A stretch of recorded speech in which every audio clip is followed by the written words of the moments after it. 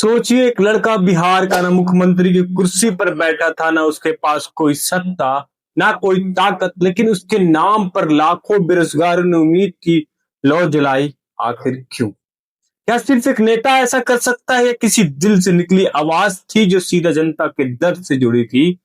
बिहार का हर घर जानता है बेरोजगारी का मतलब क्या होता है।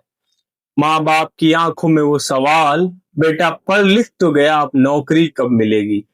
कोई दिल्ली की धूल में मजदूरी कर रहा है, कोई मुंबई की भीड़ में खोसा गया है, और गांव में बाप बस इतनी पूछती है, बेटा घर कब लौटोगे। लेकिन इसी सन्नाटे में एक आवाज उठी, ना ऊंची गाड़ी, ना उतना बड़ी सिक्योरिटी, बस एक सीधी बात, मैं सत्ता नहीं समाधान चाहता हूं। और वो आवाज थी तेजस्वी यादव की। याद है वो वक्त जब हजारों बीएड और टीईटी एसटीईटी पास बच्चे डिग्री हाथ में लेकर सरकारी दफ्तरों के चक्कर काट रहे थे।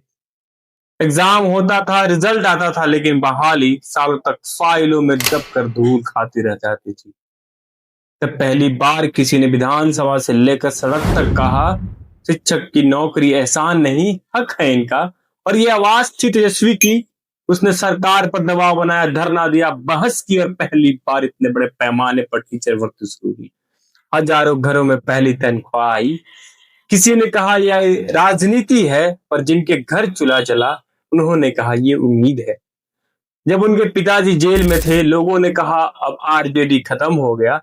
लेकिन इस लड़के ने सिर्फ एक पार्टी नहीं, पूरा भरोसा संभाल लिया। गांव गांव घूमता रहा, खेत की मिट्टी में बैठा, लोगों ने कहा मैं भी आप ही के घर का बेटा हूं। और शायद इसलिए हर गांव में, हर मोहल्ले में तेजस्वी की बात सिर्फ राजनीति नहीं, एक भावना बन चुकी है। लेकिन अब सवाल सिर्फ इतना है, क्या बिहार को फिर से वही पुरानी राजनीति चाहिए, जहां कुर्सी बड़ी होती है, जनता छोटी?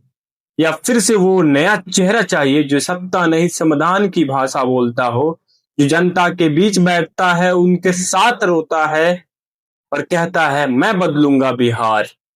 तो आप बताइए, क्या बिहार का एक नई सोच, ये नया चेहरा, मौका मिलना चाहिए? कमेंट में बताइए, क्या आपको भी लगता है तेजस्वी यादव की ये उम्मीद जिनके इंतजार बिहार को था,